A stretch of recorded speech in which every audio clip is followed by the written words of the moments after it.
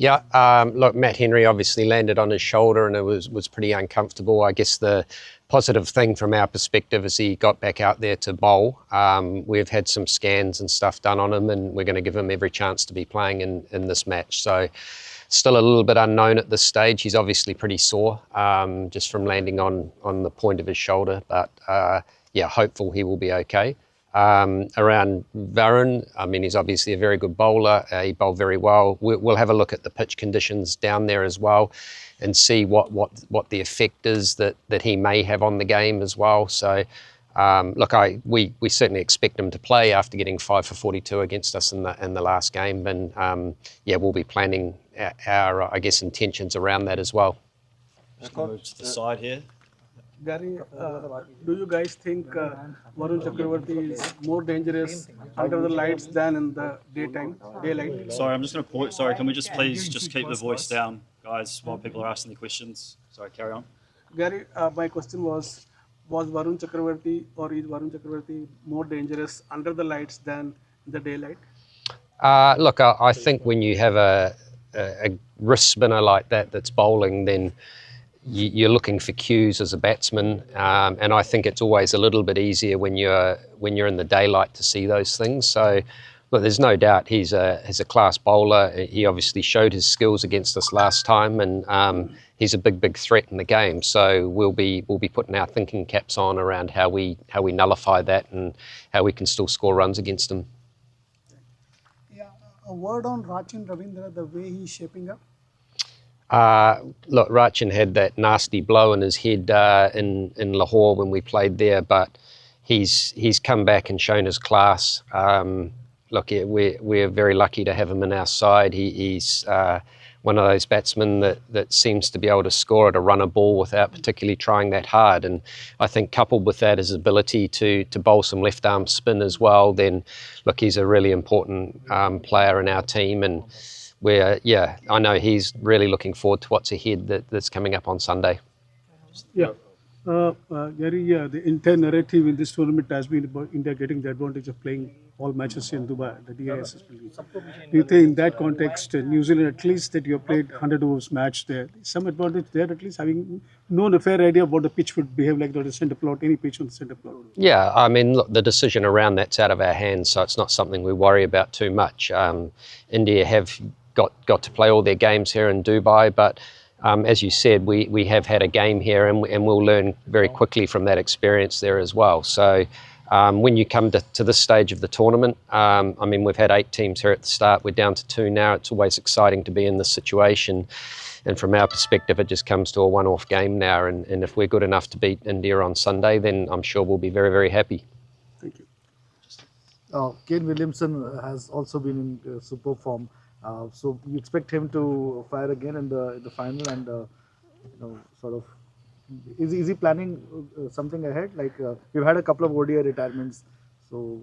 I'm not sure about that with Kane, but look, he's a guy that rises for the big occasion, and he's done it many times for New Zealand in the past. And look, cricket's a game runs aren't guaranteed, but I know that Kane will be doing everything he can to prepare to score well, and he's one of those unique individuals, I think, around the world that has that ability to adapt to different services, and he seems to be able to do that faster than many other players. So, look, fingers crossed from our perspective that Kane has a big day. But look, I think from our perspective, we've got 11 guys in the team that we think all deserve to be there, or 15 in our squad that all have a right to be in the starting lineup as well. And But with Kane, look, I mean, he's a special player for us, and we're thankful to have him in our squad.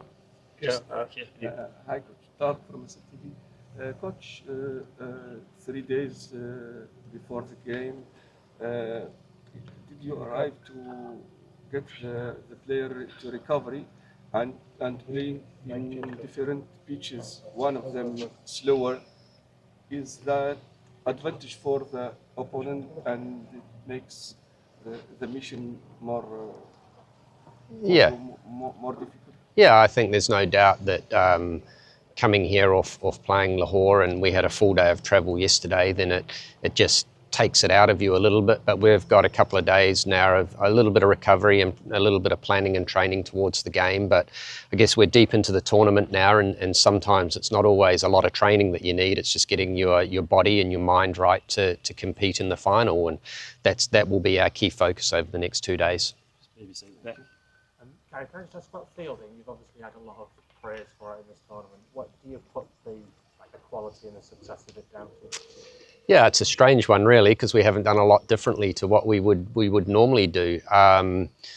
I think fielding for me is all about attitude, and if the attitude's right and you expect that every ball will come your way, then you can pull off some amazing things. And I think through this tournament we've taken some fantastic catches, and I mean Glenn Phillips is the obvious one to go to, but it hasn't been just him. There's been other guys that have pulled off some really good catching as well, and that has the ability, I think, to change momentums in games, and if you're all in that mind space of doing something for the team, then I think it can only help you. Why do you think Glenn's so good? He's fast, he's strong, he loves fielding as much as anyone that I've seen.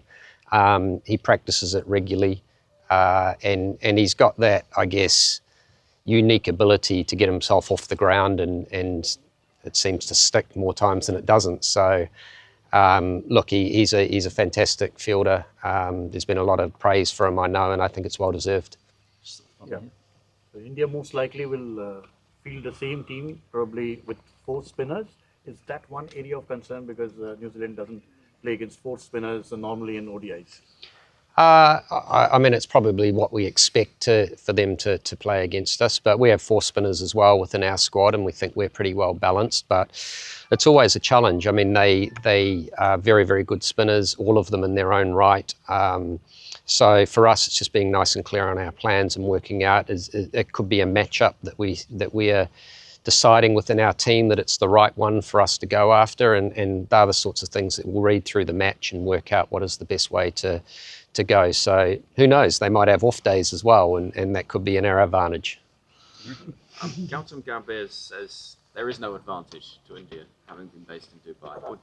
What do you say to that? Look, I mean, again, it's a little bit out of our control around what that is. They're not decisions that I guess come across my desk anyway. So for us, it's something that we can't control, so it's really just getting on with it. Yes, India have played their 4 matches here. We're lucky enough to have had 1 here against them, and yeah, it was a good match without us quite putting our best foot forward as well. So look, wherever you play, you just have to go up and be able to be better than them on the day, and that's our focus. Does that noise around the side towards India put more pressure on them than you do? Oh, look, potentially. I can't speak for what goes on in the Indian dressing room, but from our perspective, it doesn't change anything. Coach, do you expect Rachin to play a sort of key role against India's spin? And just a quick follow-up, what's the general talk been among the batting group for taking more attacking options against Chakravarti? Look, I think the pitch that we played on in the first game was quite different to the way that the semi-final played against Australia. So again, it'll be something we have to read on the day and adapt to what's going on within the match. But yeah, all our batsmen will have their individual plans around how they want to combat them, and then it comes down to, I think, good communications in the middle, and sometimes a little bit of bravery to take those options on. So we're certainly up for that. We're up for that challenge of what India will bring, and we know that they've got 4 very capable spinners. How is the experience of New Zealand team in Pakistan playing ICC Champions Trophy matches and Tri-Nation spectators and other facilities? Yeah, it was very good. I mean, I think when you come from New Zealand and we're that little country that's a long, long way away from here, then anywhere that you play around the world, especially in the subcontinent, you see the passion that's in them. And like the Pakistan fans were no different there. So we've certainly really enjoyed the experience there. We played well in Pakistan as well. I think we had 5 or 6 matches and won them all. So there's something we're obviously doing right in that part of the world. Just gonna have 2 more, just one here and then one on there. Yeah. Gary, just New Zealand have been really consistent in ICC tournament, but white ball tournament has been eluding them since the last one against India in 2000. How important is this title for taking New Zealand cricket to a next level, considering you lost a couple of senior bowlers like Southee and Bolt? Now there's a kind of a mini transition that's happening. So just to inspire the next set of, to make the process much more smooth and get a next set of players coming in? Yeah, I think if you look at our bowling group, we're possibly one of the most inexperienced groups that are here, and a Will O'Rourke, a Kyler